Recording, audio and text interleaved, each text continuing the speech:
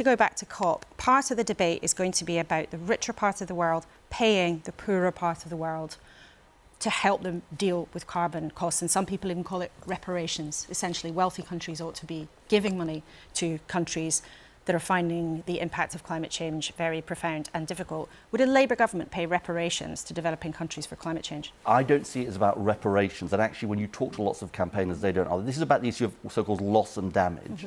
This is the fact that poorer countries are facing massive effects of climate change. You know, we see it all around the world. We see it, and we can quibble about the terminology. Well, no, the terminology matters because lots of people are allergic to the term reparations. Our viewers will want to know also if a Labour government would transfer large amounts of cash to the developing world, including to China. Would Labour give money to China? It's not about China. No, it's not about China. So you wouldn't? I don't think China isn't necessarily asking for money.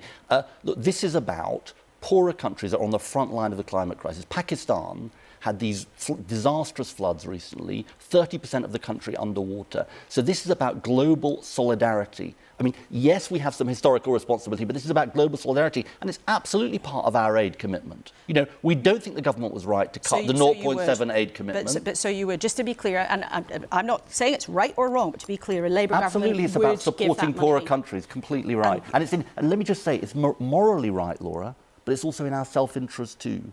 Because if we don't act and if we don't help countries around the world, we're going to end up with the problems that countries face in terms of refugees, for example, coming back onto us. Except that China is part of the group of countries that is asking for loss and damage, to use the COP terminology. We should recognise loss and damage, absolutely. Including but for a country with as much money for China. It's not about giving money to China. I promise you, Laura, it's not about giving money to China.